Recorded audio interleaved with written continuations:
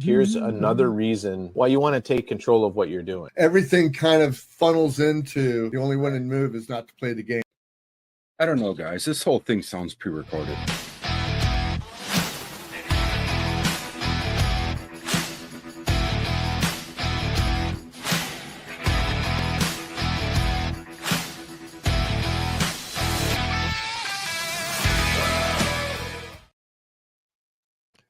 Ken, can you believe like it's freaking June already, man? Like half of the freaking year is almost over, dude. It's gone. It's just more importantly, it's just gone. Yeah. More importantly, I just got a notification from X that our podcast is live, which is great. Yeah, I'm gonna go listen to it and see what we had to say. It's always nice to go to like YouTube and Rumble and X and Facebook and Twitch and all those other places that have our podcast going on live. So if we happen to get like kicked off of like YouTube or something like that, Rumble always takes us, and so does X. X hardly ever does anything, and you know they have no standards.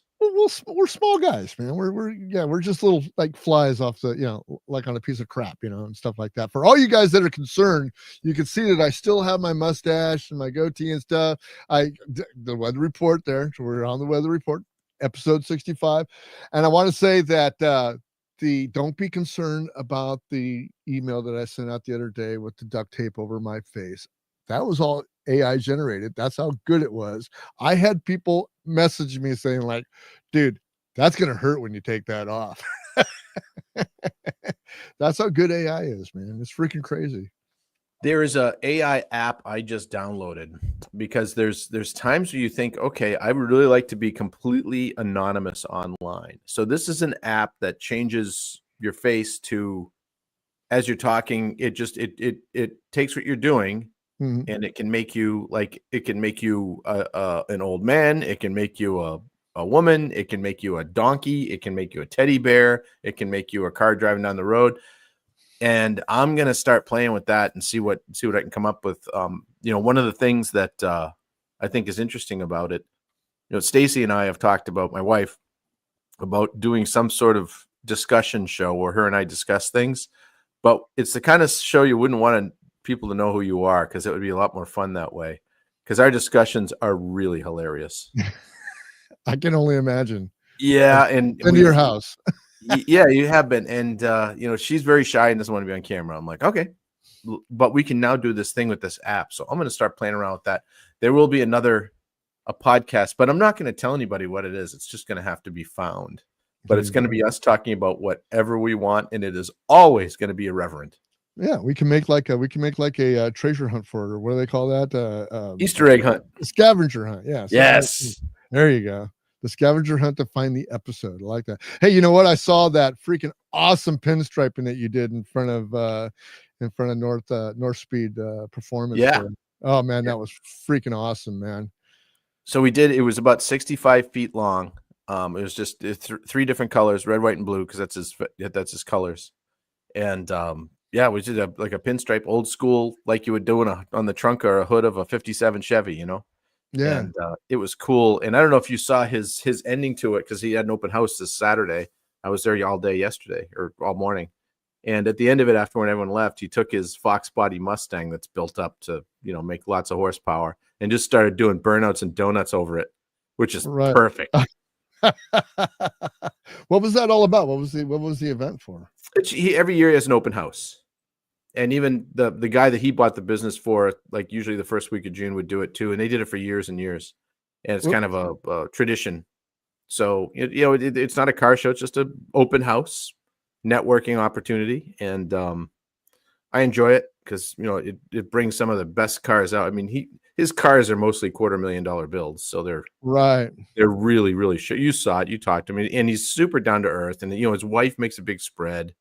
And she's great, and they're just good people. It's just to go up there and support them and do that kind of stuff is fun. Yeah, I wanted to share that picture of it. So there it is there. Yeah. Now, if you are you on Facebook there? I'm on Facebook right there. Yeah, if you go to the North Speed and Performance Facebook page, this will just take a second, folks. Don't mind. There it is. Right now, first of all, there's the picture, and there's my Lincoln and his Lincoln, which is funny, but because neither of those cars are anything he would build. But if you scroll down a little bit, we can see if we can get the video going. Yeah, so there's a video there. You can just hit play on that. I can talk while he's doing it. So this was at the end of the day on Saturday, and everyone had gone. So and he's in the shop is in East Bethel, Minnesota, and he's in a like a what do you call it? Scroll down towards the end of that as you get through the video. Nope, go back up. Same video. Hit play. Okay, Scroll toward. I've got to turn off the sound here because it's crazy sound. I gotcha. There we go. We mute that. So open that video up, and if you just kind of let that video go and let it run its course there. But so as he's coming through, as you can see, he's just warming up the tires all over the pinstripe, which is fantastic. Now watch this part here. So he comes out in the street and gives it a little flippy flip because, Midwest, this is the most America thing you're going to see today. And then it flips the camera, and then he's coming in, back in, and just all over. Look at that. Side to side, burnouts right on top of the pinstriping. It is so cool. So, and I hope that didn't reverberate through the whole podcast, but it might be coming through my mic. But anyway, no problem. I didn't hear anything, but go to North Speed and Restoration anywhere online. You'll find it. And you can see some of the highlights from it. I've got a whole bunch of videos I've got to edit and stuff. There's one, and I'll tell you this briefly, and you can tell us about your past couple weeks. But there was one lady there, her name's Brenda, and she has a Volkswagen Beetle, an old school Beetle, the old style. Yeah. But it's a 2001 because many people don't realize that they kept making Volkswagen Beetles, the old ones, in Mexico up until 2003. They made a few in 2004. But this is an 01 that she got.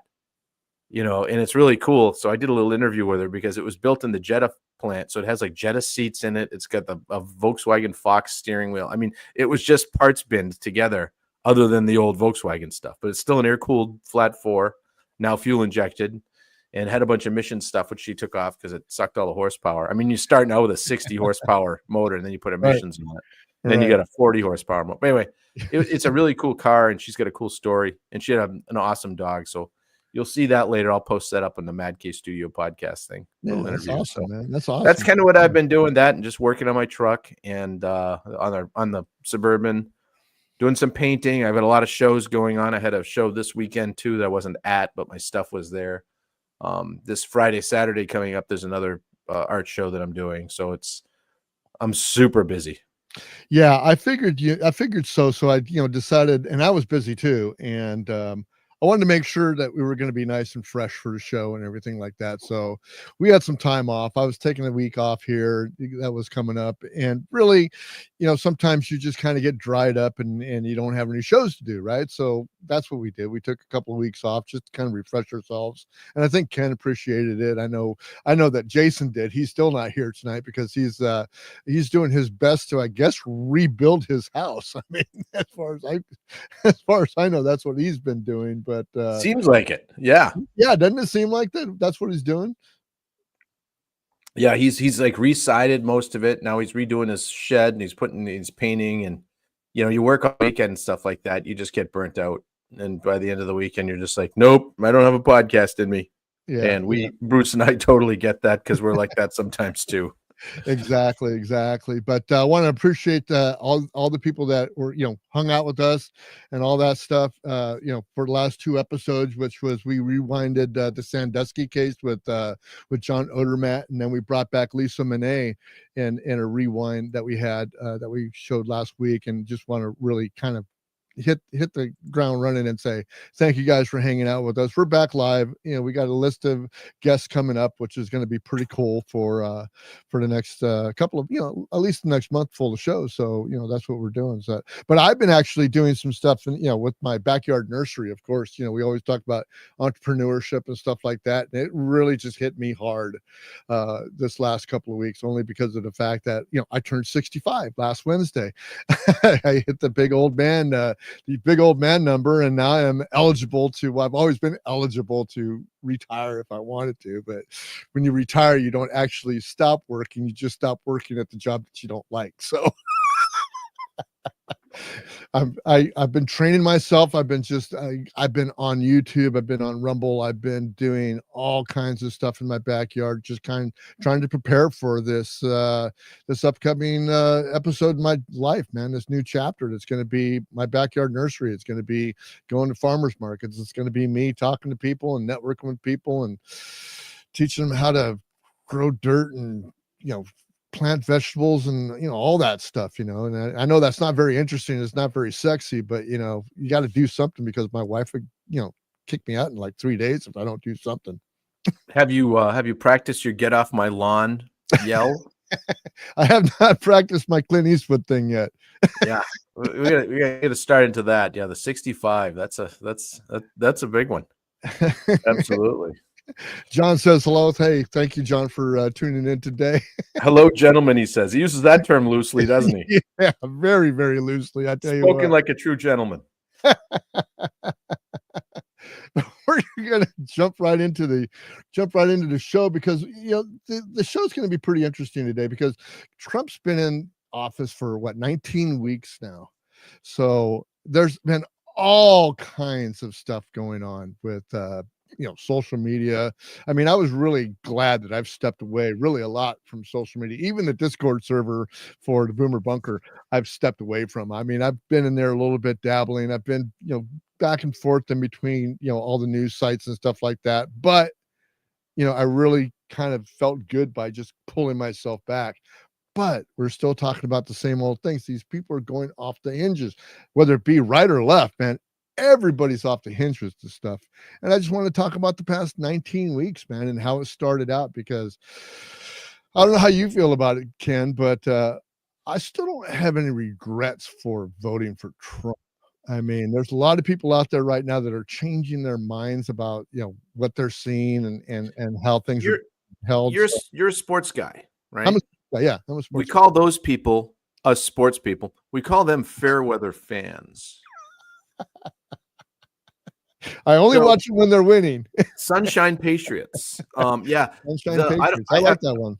If you remember, even on election night when he won, I said, get ready for the roller coaster because stuff is going to get really bad before it gets good. Because to do what he needs to do, my only disappointment, it's not a regret, but my only disappointment, they haven't gone far enough. Yeah. Congress hasn't backed him up at all. I mean, zero. And they haven't gone far enough. But I like what he's doing. I hate tariffs, as we've talked to ad nauseum. I hate tariff, but the way he's using them is what they're for. Well, let's go on down the line and let's talk about some of the things that he first started out with. And I think one of the first things that he actually started out with was immigration. I mean, that was his big thing, when he was coming up and campaigning, he campaigned hard on immigration. And I'm going to share something that Mr. Holman, I guess, what is he, the ICE director or something like that? That's what is his role, Holman? He's the deputy something. He's the ice maker of deputy of. There you go. We're gonna do a little clip. Secretariat, I think is his. Here we go. We're gonna go listen to this clip. Your border and the history of this nation right now because of President Trump and his leadership. President Trump's a game changer. Like him or love him, no one's been more successful in securing the border than President Trump. Unprecedented success. But right now, we're seeking the millions of illegal aliens in this country illegally. Many of them public safety threats that the Biden administration released in the country without proper vetting. Look, I've talked to hundreds and hundreds of angel moms and dads, which is, you had this discussion before. Why do I take this job so seriously? Why do I get emotional and lose my temper in front of Congress or on news stations? Because I'm sick and tired of meeting angel moms and dads who buried their children because they were killed by an illegal alien that shouldn't be here. Under the Biden administration, we have proven that they released public safety threats into the community, knowing they were a public safety threat. Secretary Mayorkas stood on TV how many times saying everybody's property vetted before they're released, and we found out that wasn't true. Men and women of the Border Patrol had one instruction: process quick, release quick, because there's no overcrowding here, there's nothing to see, and there's no border issue. So these people were processed so quickly they can't possibly run their criminal history. Plus we don't have access to criminal history of people from Venezuela and El Salvador and these other countries. So Secretary Mayorkas lied to the American people, the Biden administration lied to American people, and we're trying to fix the problem. There are a lot of public safety trusts in this country. 600,000, an estimate right now, 600,000 illegal aliens with criminal convictions walking the streets of this country. That's why we need this big, beautiful bill passed, so we can put the resources out there in the streets to take these people off the streets and deport them to this country just as soon as we can. So here's my take. And I know that a lot of things that are happening around the country are ICE infiltrating businesses, infiltrating Jerry Nadler's office just recently, and things like that. And people are screaming about due process. And here's my take. And I don't think this is going to surprise anybody on the podcast or anybody that's listening. You didn't due process coming into the country. You don't deserve due process going out. Now, Ken, you might take that abash because you're a constitutionalist. No. But if you didn't bring in due process coming in, and whether or not that due process was Biden's idea of, catch and release, that's still not due process to me. What do you think? Due process of an illegal alien goes like this. They're not just walking down the street and show me your papers. That's not happening. Something else happened. They're driving. They got pulled over. There was some other crime or something. They found them. They had a warrant or something. There was a reason that they were talked to. And then they were arrested. And then they were said, okay, this person can't prove he's a citizen. He's not a citizen. We know who it is because they know, people have had criminal pasts. Not on every exact case, but what's happening is that is due process. Yeah. You're here illegally. You need to go. This is our due process. You don't got to go through the court system and stuff and say, well, I actually am here legally, because you can't prove it. You got to go. And that is due process. Now the problem is a lot of people don't look at that as due process. And if ICE is finding the people and rounding them up and they can't prove that they're Americans or here legally, they got to go. And if they are here legally and can't prove it, too bad. With what's going on, you better make goddamn sure you got your stuff together. If you're a foreign national here, and that is the due process. They don't get the same due process as you and I have as far as the trial goes to kick you out of the country, to say, okay, Ken Madden, we're sending you back to Ireland. There would have to be some real court case to have that happen, or Bruce McGee, we're sending you back to Mexico, because they'd have to prove somehow.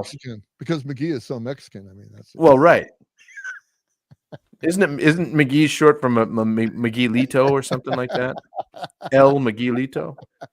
Do you think the media, I mean, you see some of the heartbreaking stories, women getting separated from their children, and husbands that are sitting there crying because their wife is going away because they were going to get married, because they were going to get married the day after the abduction or whatever. I mean, I think the media is really, especially Fox News, and to tell you the truth, we got that I think that's the only Fox News one that we have here, because I don't want people thinking that that's all I do is get off of Fox News. But the fact is that the media is just sensationalizing this so much. All these things that you're seeing is Maguitas. All these things you're seeing are just being cherry picked. This is not the normal thing that's going on. And I know that we were looking for criminals at the first time, the real dangerous criminals and stuff like that. But if you're getting swept up in the trash, I mean, what are you going to do, right? Well, exactly. Some bad shit's going to happen. It's just that's the way it is. I hate seeing families broken up, tore to pieces, and I hate seeing all of that. I'm a human being. I have empathy for all of these people that want to come here. I've got empathy for the people that came here, were let in and said, "You've got amnesty now." I've got empathy for them too, because Biden let them in. Sorry, this is where the. Do I want them to go back home and come back in the right way? Well, guess what? When Biden was there, a lot of them came in the right way. That's just the right way was screwed up. It was the wrong way. Well, that's the whole thing, is that when you're talking about that, you're talking about the right way, because Biden said it was the right way at that time. The problem was, and it's the same problem that we're having here with Trump, is that nothing's been codified. Nothing's gone through Congress. Congress still sits there and say, we have to have the discussion about a comprehensive immigration policy. and comprehensive means it'll never fucking get done. Yeah, well, this is the thing. Refugees are unconstitutional. The refugees in the United States are unconstitutional. It's against the Constitution to have refugees here. We have a process for getting people to come here, and refugees isn't part of it. And that all went out the window in the 80s. They were bringing people in from wherever, just saying, "Oh yeah, you can be a refugee. Come on over." And now it's just a thing, and they're finding these groups that they can use as refugees. Think of the in Minneapolis, it was the Hmong for a while, and they came in and for the most part assimilated and took off and created businesses and became part of the society and part of the community and did great things. So even though that was still an unconstitutional thing, they made the best of it because they realized, hey, this is a lot better than when I came from. The Somalians, like in Minneapolis, aren't. It's a different story.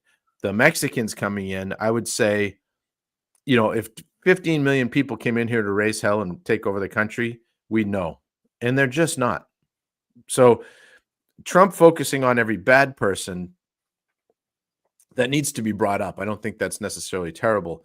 But the flip side of that is you're also going to have, this is what the left does. Look at this poor mom that came here from El Salvador and she's getting separated from her kids and her husband. That's a terrible story. And it shouldn't have even happened. And it's not Trump's fault, but it's the tear jerking stuff. So when the Republicans all just flat out say, get them all, send them all fucking back home and stuff like that, it's not doing anyone any good. First of all, you can't. You're not going to be able to round them all up and send them back home. You can't. It's literally impossible. There's too many of them. You can get a lot of them. I like the idea that they're going after the criminals hard, and that's where I like what's his name, because he's doing that. He is coming after the criminal part of it hard, and that's what he says. So yeah. Oh, John says Hmong. That's what I call goop scrape out of the rain gutters. And then Chef Tristone says people want a systematic change without realizing that innocent people will get swept up by the accident because of the government bureaucracy stupidity. Exactly. That is exactly correct. And we got more to come. I mean, basically, we're going to get into what we're going to see in the future and what's happening now with this immigration policy. I don't see anything going through Congress. Instead, in fact, I think that they're actually sitting on their hands. You might know different, but for the most part, you don't see a lot of action going on through Congress. I don't see anything happening. No, it's next 4 years. It's why tax stuff doesn't ever change either. I mean, finally someone came out and said, let's get rid of the income tax. You notice that hasn't been mentioned since the day after the election. Right. What has to happen, I mean, the way to fix this problem that Biden caused to letting everybody in right now is reach out to these folks and say, all right, we're going to make it easier for you guys to become American citizens. I agree. The border is closed, and if you go back home, because we send you back home because we find out that you're doing some nefarious crap, we are sending you back home, and we don't care whose family gets broken up or who gets hurt. I don't care.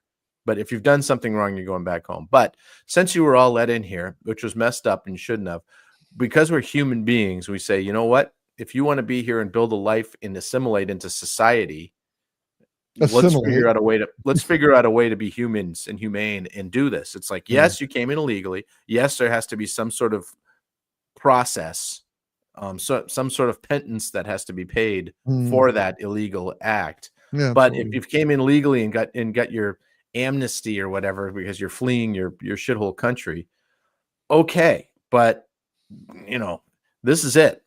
It's over. The wall's closed. These people are in here. It's like the Dreamers. Reagan made a bunch of people that came in here legal citizens. The big amnesty thing that he did.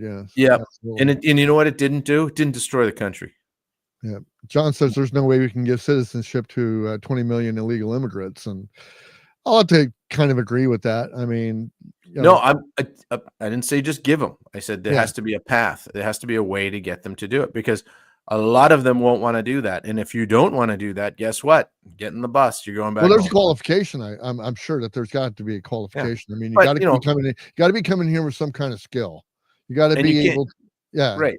And it can't take 7 years to become a citizen. I think that's an absolute bunch of crap. No. Do you think in this day and age, a couple years? If you came over a certain way, I think there should be a fine that should be paid, some sort of penalty. And if you can't pay it, you go back. Yeah. You know, and Well, there's they're paying him to go back now. He's giving them $1,000 to go back on their own, and then we'll talk about we'll talk about bringing you and back. you know what? I got no problem with that. Yeah, yeah. I don't want. I mean, it's just it's money, and it's money we shouldn't have to spend. But it's like, you know what? I bet that works a lot better than trying to round everybody up and throw them on buses. Yeah, I hear you. Well, let's move on, because that's something that's going to be going on forever, and probably going to be a big issue during the midterms coming up. But also another thing that's going to be coming up, and is coming up now, and you're being affected by it a lot, is tariffs. And here's something that old Trump had to say here in the last couple of days.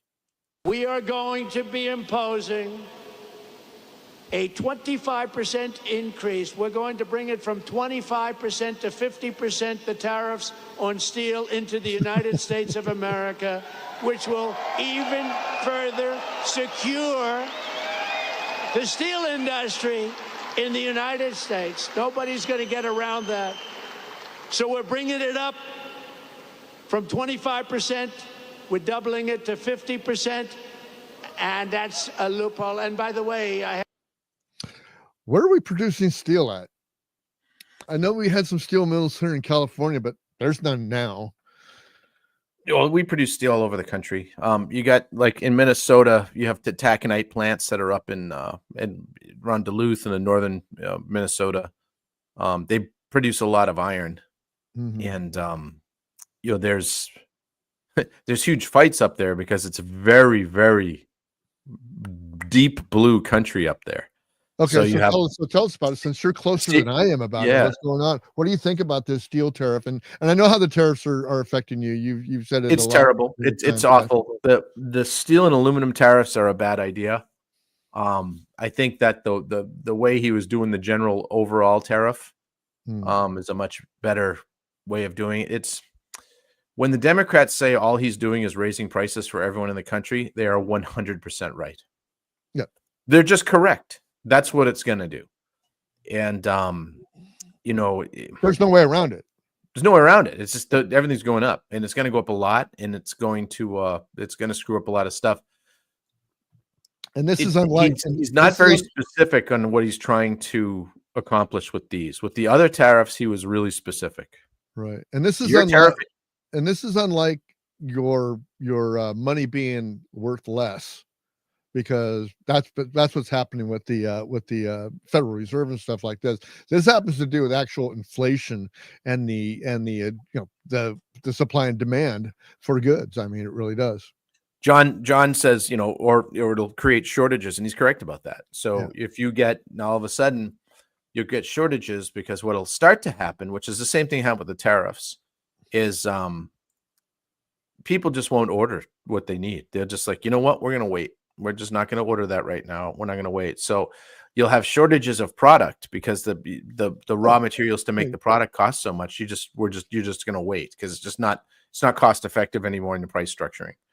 And so people just wait. And that's what's happening right now. It hasn't hit anybody really hard yet, but if the China tariffs keep going for a while, he put the 90-day pause on it. Mm-hmm. And when that happened, it's an ordering blitz right now. The ships are just shooting across the ocean like crazy, trying to get everything here, while the tariff's 35% instead of 145. Yeah, I remember seeing the pictures of all the ships that were out in the ocean during the COVID, trying to get into the ports, which they couldn't get into. And I tried to explain this to my wife last night. We just picked up a puppy yesterday. We got a new rescue puppy, and we were looking for a pen for the puppy, because that's the way we do them and everything like that.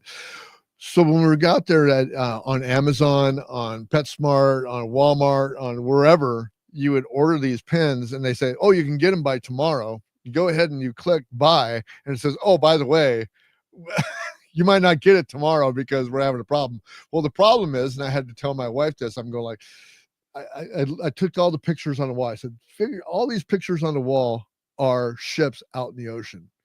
Your dog pen is in one of those ships. Yep. And they can't get into port yet because they got all these ships in front of them to be downloaded. I mean, and that's what's going on with the tariffs right now. Or those ships are just circling until the tariff goes down. Exactly. Exactly. Yeah, because I like to explain to people what they talk about numbers. So here's the number at the 145% tariff. If you have $100,000 worth of product in a container and it hits the shore, when it hits the shore and gets unloaded, you have to write a check to you have to pay your $100,000, of course, for the stuff in the container that you already have paid for, or you pay for it then. Then you got to write a check for $145,000 to the customs people there. Yeah. That's how that works. So now you've got ships with 20,000 containers on them. John, they're going to just circle around for a while until things happen. Where's that other $145,000 going to? It's funding. That's what I want to know. That's what I want to know. It funds DOGE. But that's what I want to know. I mean, really. I mean, when it really comes down to it, you hear all these things. We're doing the tariffs here. We're doing the tariffs. General fund. It goes into the general fund. That's where it goes. So it's a complete waste of money for everybody. It's costing Americans more. However, if it works, it'll be okay. But the problem is he knew this was going to raise prices because Trump's not a fool. He knew this was going to raise prices. He talked about drastically dropping taxes, getting rid of the income tax, all this kind of thing, a moratorium on taxing tips, no taxes for Social Security.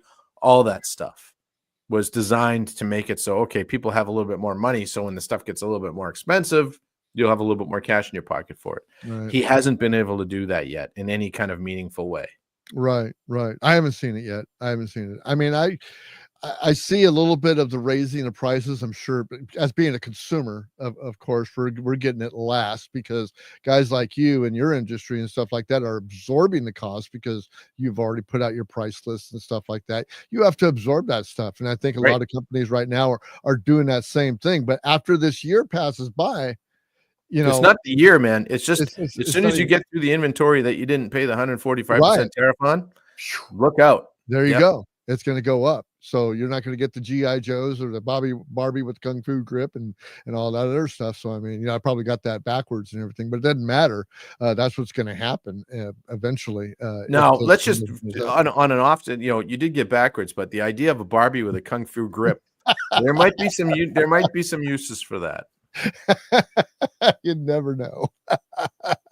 So everybody else, another thing that just enraged people, and now people are going, this is the great big rumor that's going around, and you have told me this several times about this thing was only 120 days, but Elon is now gone. And Elon said his goodbye, so I got a clip about that. Let's listen to what Elon had to say. So this is not the end of DOGE, but really the beginning. My time as a special government employee necessarily had to end. It was a limited time thing. It's 134 days, I believe, which ends in a few days. So, that it comes with a time limit. But the DOGE team will only grow stronger over time. The DOGE influence will only grow stronger. It's I liken it to sort of Buddhism. It's like a way of life.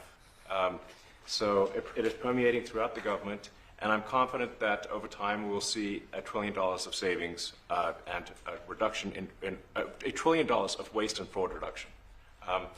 The calculations of the DOGE team thus far, in terms of an FY25 to FY26 delta, are over 160 billion, and that's climbing. We expect that number will probably go over 200 billion soon. So I think the DOGE team is doing an incredible job. They're going to continue doing an incredible job, and I'll continue to be visiting here and be a friend and advisor to the president, and I look forward to times being back in this amazing room. The party's over for at least a while where you don't see him all the time, but yeah, John brought up a good comment there. How did Elon get that black eye? Who knows, man? But we think about DOGE, man. Where is my $5,000? You have been a very, very vocal person about that $5,000. What a way to stimulate the economy, man. If every citizen in the United States got $5,000 because of the DOGE cuts and stuff like that. But it seems to me like everybody has their pet project and nobody wants their little pet project cut. And they're talking about Ever. Medicaid, they're talking about Social Security, they're talking about SNAP, they're talking about all these social safety nets, but everything's got to be cut, guys. Everything's got to be cut. Everything has to be cut, but they're not cutting everything, are they? By 50%, everything has to be cut. That's my goal. Cut everything half. Everything. We'll be fine. Yeah, that I joke about the $5,000 because when I heard that, I was like, that's the dumbest thing I've ever heard. I hope it happens. Mostly because I found a 1971 Vista Cruiser station wagon that I want to get, and it's just about that much money. So that would be a free car for me. So it's all about me and my needs, of course. Country be damned. No, the DOGE savings, the cuts and stuff. The one I saw today on the news that the local Fox 9 news channel, they were running a national Fox story, and everyone thinks Fox is this huge conservative right wing. It's not. Oh, no, it's not. And they were talking about FEMA and the cuts to FEMA. So they showed the cuts of FEMA. They presented it like this: climatologists say that 2025 is going to have the most amount of hurricanes that you don't get those out there in the West Coast, but on the East Coast, you're going to have the most amount of hurricanes that we've seen, maybe in 10 or 12 major hurricanes coming in. And, in the light of that happening right now, DOGE has cut FEMA by, and they were just talking about how, they turned, okay, we've got climate change creating these phenomenal storms. And now we've got, Orange Head Jesus is cutting FEMA. Well, then they had, they were going through the interviews now. Oh, it's going to do this, and we're going to do this, and this is going to happen. But they had like the chair of the FEMA that Trump's appointee in there, and she's like, the cuts are all for it's all stuff that doesn't matter. Everyone's fully staffed and funded on the ground, ready for the state. And then they cut to this is what's going to happen, and no one's going to be able to get anything, So they did put the information in there of the director of communications saying nothing is being cut that'll affect the people on the ground. What's being cut is the waste and fraud. But they just glaze over that part of it and say this is going to be terrible and no one's going to get any help. They mask it off with President Trump is lining his pockets, and all his little cronies are lining their pockets with all this money that they're cutting out of DOGE, and they're giving contracts out to this and that. Well, you know what? That happens in every administration, and Trump isn't lining his pockets with anything. If he's lining his pockets with anything, he's lining his pockets with power. I mean, he can give a shit less about freaking money. Yeah, the idea that Trump and Elon, they're like, oh no, well, they're just greedy bastards. I'm like, look, a guy like Biden's a greedy bastard. He never made any money in his life. So someone coming to him with a kickback of $250,000 or $5 million, it's a big deal to him. Yeah, Trump and Elon, that's they lose more than that when they fart, and they light their cigars with that kind of money. It's like you and me finding a quarter on the street. Are we going to pick up a quarter on the street if we find it? Of course we will, because because it's still money and it has a value. But would we does it mean anything? No, it doesn't. That argument though holds water to people that are ignorant. And I don't mean stupid. I'm just saying just plain ignorant of what it means to be a billionaire, because most people can't fathom what it means to be a billionaire. Oh, you have to work to be a billionaire. Let me tell you, if you have money, you have to work to have money. The amount of, think about if you have $1 billion in the bank and you're getting 5% on that billion. How much is that a year you're making? That's $50 million. $50 a year. If you just sit on your ass and pick your nose and you have $1 billion in the bank, you still make $50 million a year in interest if you can get 5% back on it, which isn't hard to get, especially if you have $1 billion. To get that kind of return isn't hard. So the idea that, okay, well, he's lining his pockets and he's going to make $1 million on this. I'm like, literally, okay, Elon has $400 billion in assets. Let's do the math on that. So $100 billion is $5 billion. So Elon at 5% makes $40 billion a year without doing anything. But you're going to think that, him skimming a couple of $100,000 here and there is going to make any difference to him at all? No. I mean, it's absolutely ridiculous. Yeah. And you know what? I get it. I get it with the SNAP. I get it with all the social safety nets. But the problem is that there is a lot of fraud out there. And I'm not going to single out any races or anybody or any genders or whatever it is. There's fraud and there's abuse out there. I came up through that system. I know personally. Yeah. Seen it happen. Yep. I've been through it too. I've gone back to the neighborhood that I came out of, and they're still there, still generationally getting all these social safety nets. Don't tell me it's not happening. These people are scamming the system. They need to be gone. Sorry. And the system's set up for them to scam it. Yes, exactly. Because the system's set up that if you try to get out and you get a little bit ahead, they smack you down. They wanted to be intent. Oh, they tried to smack us down as much as they could before we got out of that system. And I am so glad. Believe me, I thank you, American taxpayer, for giving me the opportunity to be where I am today, because I used that opportunity to get the fuck out of it. And I did. My wife did too. There was some things. She was on welfare, and we weren't married. She had a kid. It was my kid. You know, we were doing everything that stupid you do wrong. The county did everything they could to keep us apart.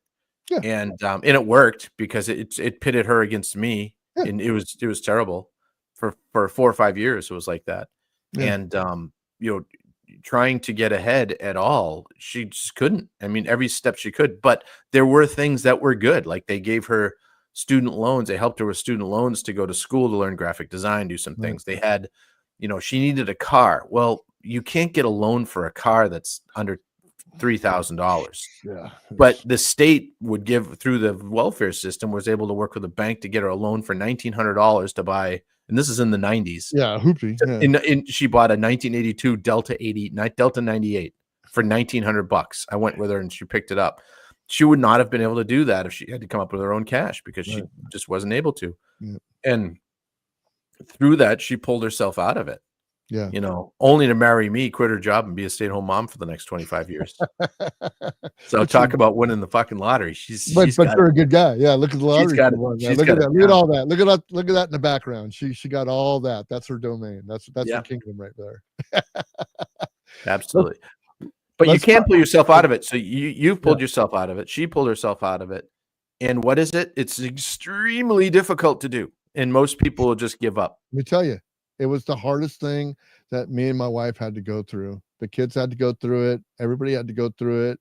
That was even associated with me, had to go through it. We had to cut this. We had to cut that. We had to eat ramen. We had to eat freaking spaghetti with freaking Consider this now. All of that we just said make it so easy to talk to those same people that are trying to get off it and say, he's going to cut this off and you're just going to be screwed. Yeah. And they're gonna vote against it. I mean, it's so easy to do. It's such an easy win. Well, because that's the fear factor. I mean, that's the fear factor. That's the fear factor they always use. If it's not the politician using the fear factor, it's the lamestream media using the fear factor. And to tell you the truth, you know, most of the people that are most of the people that are watching this, but a lot of the people that watch, you know, all the lamestream media, they're all in fear. They just attach themselves to the fear, and they can't get over it, man. They just can't do it. They can't dig into the meat past the headline of the story, and that's just the way it is. Right. And in our world of social media, that's all they need to do. It's just, here, have a headline, and the rest will take care of itself. Yeah. Well, Trump has been having a whole lot of problems with everything that we've been talking about already. And basically one of the things is that the judicial overreach that we're getting into right now. And man, let me tell you, every time that Trump has something going for him that he says he wants to go for, because, you know, he likes to throw, 10 pounds of crap at a wall, see what sticks, and whatever sticks he goes with, and he starts campaigning on and trumping it on, and with no pun intended, trumping on. But it happens, and then all of a sudden a judge gets in the way and says, hey, we don't want to see that. We think it's unconstitutional. Here's what Jim Jordan had to say. For his opening statement, Mr. Jordan. Thank you, Mr. Chairman. Who decides? That's the fundamental question. Who gets to make the call? Is it the guy whose name was on the ballot, or is it some bureaucrat? Is it the guy who got 77 million votes or some district judge? The left always says, trust the bureaucrat, trust the judge. It's the Faucis, it's the Boasbergs who get to make the call. After all, they're the experts. They're smarter than we, the people. They're smarter than all us hillbillies in flyover country who voted for President Trump. Trust them. That's not how it works. We, the people, have the power. You know what's interesting? I want to stop it right there. Just real quick. We, the people, have the power. What a joke. Nope, you're wrong. We do have the power. We have all of the power, but we don't use it. Exactly. Half the country, why don't we use it? Half the country doesn't even vote. Yep. Half the country doesn't even vote. And the half the country that doesn't vote, a good amount of them are the conservative Christians. Yeah. You know, it's the power is in the people, and that's absolutely true. But because there's been no civics class taught in the last 70 years, no one knows about it. Yeah. So, I mean, well, you take that 50%, right? You got 50% of the voting public actually vote, and you got, that's split in half. So 25% of that split in half. Yep. And then you've got all the wrangling of all the types of freaking voting and other stuff that you have. And you've got less than 25% of the people of this United States are dictating how the power structure is in the United States. It's crazy. Right. The power goes to the people that show up. Yeah. And that's why the power is in the people. Yeah. Most people just want to live their lives and not be bothered with it. But they're being bothered with it because this is what they gripe about. This is what they gripe about. Yes and no, but a lot of people don't realize even what they're griping about. How many people do you think that are in those great big freaking huge campaign freaking rallies that they have are actually go out and vote? I mean, you probably know this. You probably the people that go to rallies vote. Those are the rabid voters. They're going to vote. The people even on the outside, even the people on the outside, people standing on the outside, the people that are screaming and yelling and protesting, those people will vote. But it looks like there's a lot of there's not that many of them. Yeah. Look at the Indianapolis 500. Right. That's a lot of people. Yeah. But you get a Trump rally, you get 30,000 people out there, and you got 1,500 people outside protesting them. Yeah, all of those people are voting. They were going to vote anyway. Yeah. You haven't gotten anybody new. Yeah. The trick is to get the new people, and that's what the Democrats have been very good at. They get out the vote thing. MTV did a whole get out the vote thing, and it was phenomenally successful. Yeah. Let's continue this real quick. Yeah. See, they don't really trust it. Last summer, they kicked their nominee off the ballot without a vote, without an election, and they put someone else on the ballot without a vote, without an election. So, of course, they like some judge issuing orders or injunctions that stop the head of the executive branch from doing what he said he was going to do when he ran for the job and when the American people elected him. Think about it. Here in D.C., an elected judge thinks she's better equipped to determine military readiness than the commander-in-chief. An unelected judge in California thinks he gets to decide how many probationary employees work in the executive branch, not the guy who was elected to run the executive branch. Another unelected federal district judge here in D.C. thinks he gets to decide how long illegal gang member terrorists stay in our country, not the president, not the commander-in-chief. And now that same judge gets randomly assigned the Hexeth case, and he'll get to determine who the Secretary of Defense can talk to and how he has to do it, not the president. I think Americans see through this all. They know Representative Ice's legislation is exactly what's needed. They know who they elected, and they want him to make decisions that affect the executive branch, that affect our country. Now, I like Jim Jordan. I really do. I think there's another guy there, the real stern guy that does a lot of blowhard talking and stuff like that in Congress and at the hearings and stuff like that. I like him too. I can't remember his name. You probably know what his name is, but I like these guys. But the problem is that they can sit there and shout and point fingers and blah, blah, blah, all they want. Zero fucking gets done. So who gets to make these choices? Where are we at with this? Well, Congress has all of the power to raise all hell everywhere, and they just don't. It's the Trey Gowdy world of, I'm going to go out there and scream and yell about something and then go do nothing about it. Yeah. The Stephen Miller stuff. Yeah. When I was running Tea Party groups, it was one of the things. I'd get up on stage and we have a big presentation. We got this and this and this. We're going to do this. Okay, this is between now and next month. We have these 4 different activities we need to get done. We need all of you there. We need all of you to bring 10 friends, and they wouldn't do it. They just wouldn't do it. And I'm like, by the time I was done with that, I told everyone in the room on my last night, I'm like, look at you guys. I'm not here to have a party once a month. I want to actually affect change. None of you seem to ever want, except for the 3 of you sitting at that table and that guy in the back, are the only ones that ever show up at anything. So when you come here and clap and yay, woo, hoorah and stuff, when we talk about all this stuff, it's meaningless because that's all you're doing. Yeah. And, I drop the mic and walk out. I mean, that's the way I acted, because I'm like that. I've been doing this for 2-3 years now. What the hell? Get off your asses. It's the same thing in Congress. So these judges, activist judges on both sides, are wrong. We need constitutional judges. End of story. We need the Chris Han Hall as all of the judges. Oh, absolutely. Everything just gets put through the filter of the Constitution, and whatever your opinion is of the Constitution doesn't matter. It says this, it means this. So this is the way we have to go. And so much of the Supreme Court and lower district courts, especially, that's why we have a Supreme Court, is so much unconstitutional crap. They look at precedent over constitutionality, which is absolutely ludicrous. That's ludicrous. In 1956, Johnson versus Davis, they said this and that, and that this also precludes the 1928 decision of, and I'm like, precedent doesn't mean anything. Precedent, every single case is its own case. So when they bring up precedent, that's just lazy. Yeah. Well, I want to ruffle up some feathers too on some people or some liberals that might be listening in, and Democrats that might be listening in on this podcast. But judges, they give rulings and opinions, and they don't make laws. In fact, they don't enforce the law, and nobody enforces that law. So remember that. I'll straighten you out.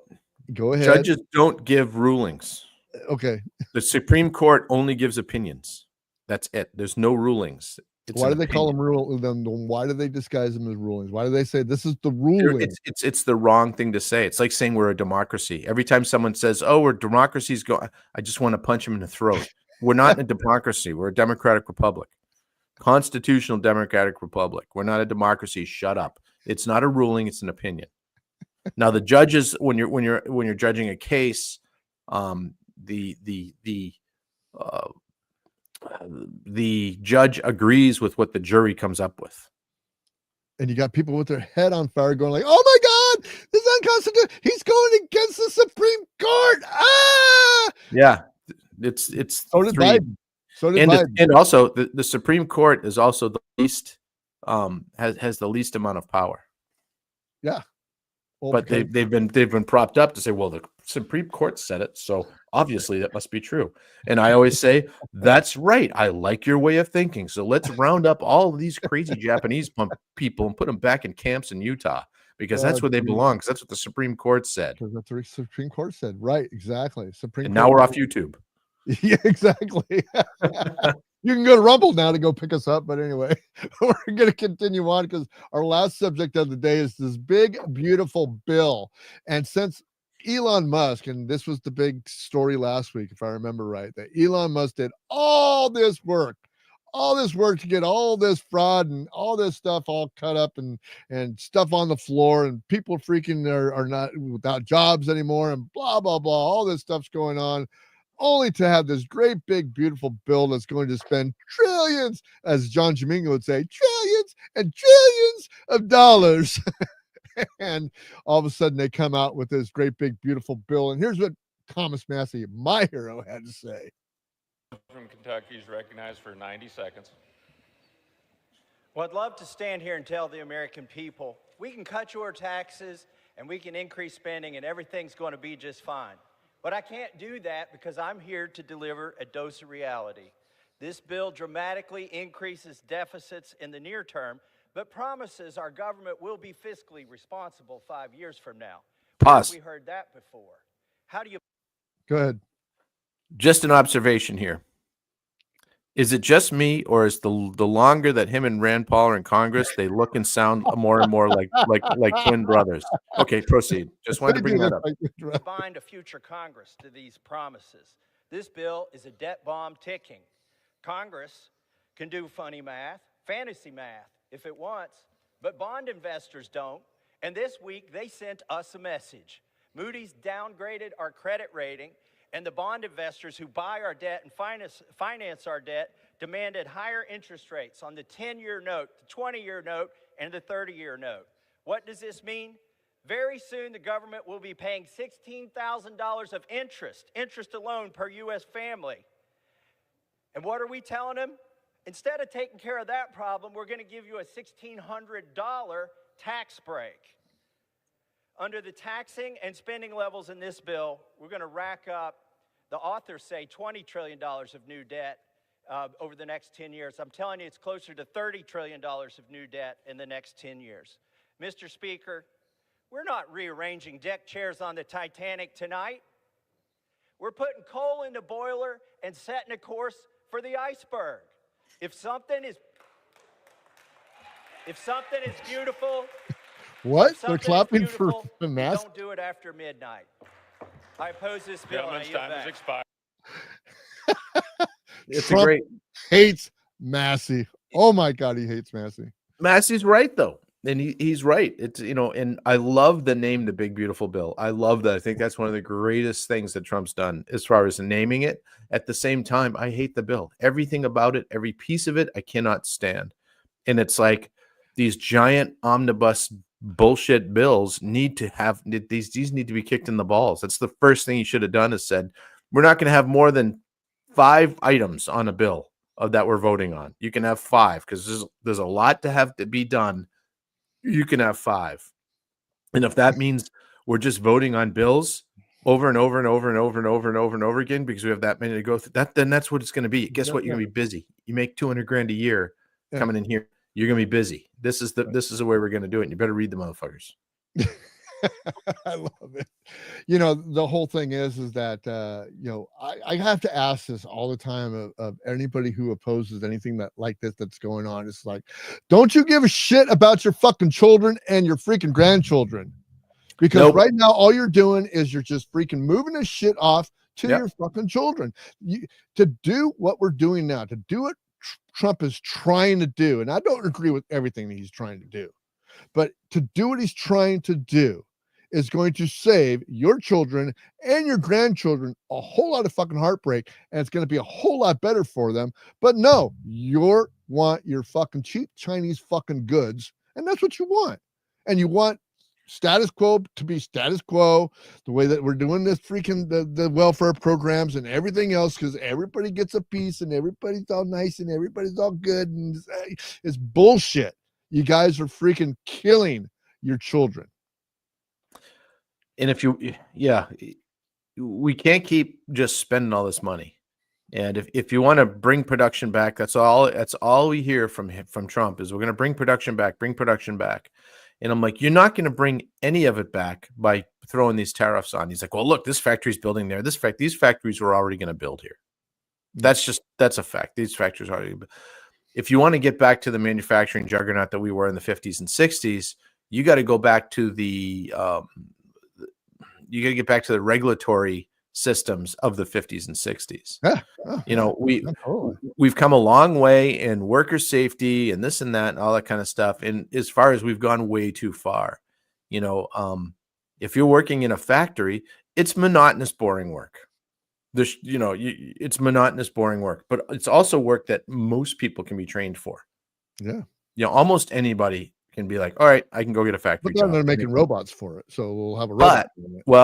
But again, you bring all these jobs back and then you make it so that you can make it affordable so that you have wages that make sense for the manufacturer and for the person.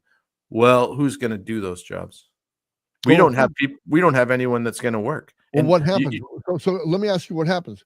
Do wages go up or do prices come down? Because both can't happen. Prices have to come down.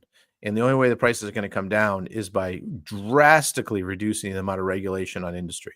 Yes. And I don't mean clean air and clean. I mean, we. It doesn't mean we're going to throw chunks of soot in the water and you know, have nuclear winter. It's just the amount of regulation. Most companies, after they get to a certain size, have a whole floor in their buildings of compliance, of people just complying and things. And you know, I'm in a situation where I've been in manufacturing around the world for a long time. And I'm going to tell you right now, it's a lot more expensive to make stuff in China right now than it was in 2005.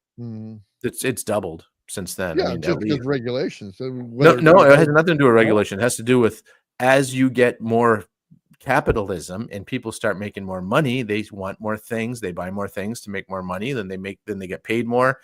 And it's. But you're talking about compliance also. But well, here's what I'm talking about. Even in China, this is happening. So that's why you're looking at those places. South America, if they could get their poop in a group, would be the biggest manufacturing juggernaut. Yeah, we talked about that before. That the world has ever seen. But all of those ridiculous countries down there need to get their shit together and talk to each other and say, okay, you know, Argentina's got the right idea with his leader. Free trade with everybody. Let's make sure it all works. And make what you make, keep what you keep. Don't tax everyone to death. You know, that works. The amount of resources down there are incredible. So get back to you got to strip the regulation away. You have to make it so people can make a living wage. And then everyone has to realize it's going to be 5 or 10 years before this really takes off. When it does work and that ramp up happens, you're going to see the United States explode like it never has. Yeah. But you have to get rid of those other things first. Yeah, I hear you. And then you have to have a population that wants to work, and we don't have that anymore. Right. Let's wrap this all up in a great big package, put a bow on it, and ask the question: do we have a snowball's chance in hell in the next? Let's just say that we do win that the conservatives do win the midterms, and we luckily go into 2028 and beat Gruesome Newsom or AOC and keep power for another 8 years after that. Is there any chance that we're going to be able to put a bow on this? No. Yeah. So the only chance we have, and I'll beat this to death, is get busy with your local people. Find people that are willing to spend a career in politics, that are going to start out at the city council, working on the library committee, and working their way up into being a senator. And start working and find these good people and just keep pushing them up. Everyone's looking at Washington and paying no attention to what happens around their own state, their own town. And that's where the general citizenship has failed. You know, we're sitting here. Honestly, everything we talked about tonight, guys, none of that matters to any of us. Nope. None of it matters. Nope. It's just interesting to talk about, and I thought it was interesting to go ahead and have a discussion about it. But yeah, we can talk tariffs. It's going to do one thing. It's going to do another thing. It might be a little bit more money for here. Then it'll be less later because this other thing's going to happen. If you want to do actual change, you need to get a Calvin Coolidge style of person in there. Yeah. That's going to just absolutely eviscerate it and not take no for an answer. And it was easier back then because the bureaucracy was not nearly what it is now. The bureaucracy runs the country. The figureheads are the elected officials. And I'm not saying they're puppets. I'm saying they don't have any power. Right. And that's to your point of what Matthew was saying, what everyone we talked about tonight was saying. They're not doing anything about it. Yeah. Yeah, they're not doing anything about it. You go to Congress and nothing's happening. All you're seeing is these glorified hearings. All you're seeing is these glorified speeches. All you're seeing is what's going on the outside, but nobody's touching on anything on the inside. So that's the way it is, man. Hey, tell us about Mad Case Studios real quick.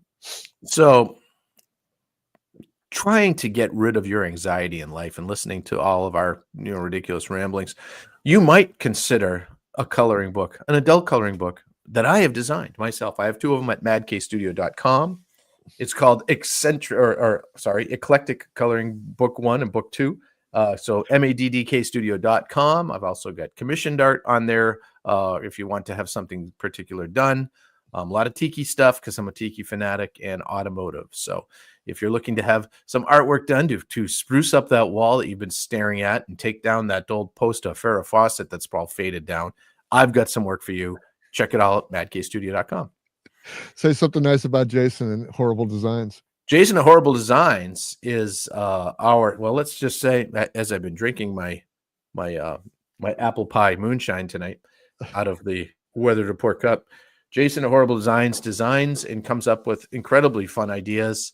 Most of them are completely politically incorrect, which is wonderful. And he'll put them on t-shirts, stickers, magnets, mouse pads, you name it, all kinds of stuff. He'll also do custom work, one-off things, and it's horribledesigns.com. His customer service is absolutely second to none, even better than mine. But it's go to check out horribledesigns.com. He has a /Mad Case Studio page, and he is actually licensed to sell merch and swag with my artwork on it. So you can also get Mad Case Studio stuff at Horrible Designs. And I get a small piece of the pie, but most of it goes to him because we're trying to support him and keep his business going. So that's Jason at Horrible Designs.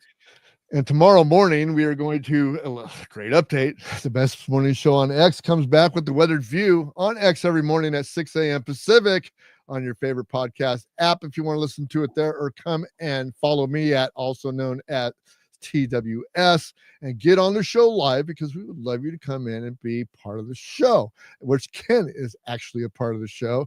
And he comes in and pulls me off of the ceiling most of the time. Yeah. I got a new shovel this weekend too, so I can really scrape under your feet there when because you tend to your snaggle toes kind of really dig into the ceiling there. It's You can also support us if you want to go buymeacoffee.com/weathered soul. That's buymeacoffee /weathered soul. Or you can be a Patreon like the Duchess and go to patreon.com/weathered soul. Both of those places will give me the cash I need to keep this going. Go ahead. And speaking of keeping things going, I'd like to throw some shout outs here. I would like to throw a shout out to the Boomer Bunker podcast. It's a fabulous show. They're wonderful folks to listen to. Again, irreverent and very insightful. And I have learned quite a few things from both John and Duchess on that show, and I listen to it as much as I possibly can. They also join us on the morning show quite a bit. Another person is Aaron from I Had to Say It podcast. Definitely not one for the kids, but one of the most entertaining podcasts out there. You really can't beat that. And also there's a new growing Lions of Liberty. So we can talk about that for just a second. John Odermatt is a good friend of Bruce's and a friend of mine. And him and his team they're on fire right now. They're really building the Lions of Liberty. So go Lions of Liberty podcast where you find your podcasts. There's they have 1, 2, 3, I think 5 different podcasts now. Yeah, 5 different podcasts now. And they got some bonus content that you can go to and their locals and stuff like that you can buy. And they've got like 3 other podcasts on top of that. So it's just fantastic content that they have on there. Funny, irreverent, serious, you name it. They've got it. Go to Lions of Liberty. I wanted to mention all those shows because they have helped us greatly, having us on their shows. We've had some of them on our shows, and it's just nice to give back a little bit on that and say, go listen to those things, and we'll see if we can get some links in the show notes somewhere. I'll get some links in the show notes going on there.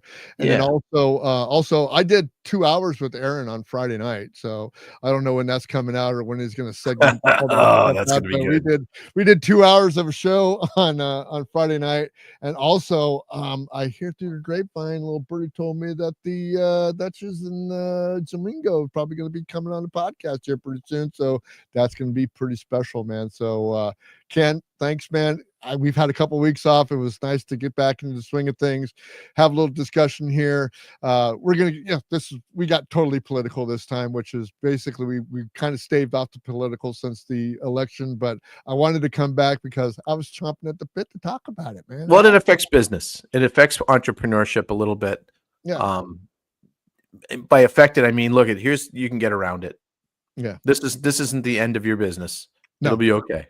It'll be all right. We're going to be okay. But anyway, I want to thank you guys for tuning in. We're going to be back next week with another great show for you on the Weathered Report. Thank you very much for tuning in. We will see you next time.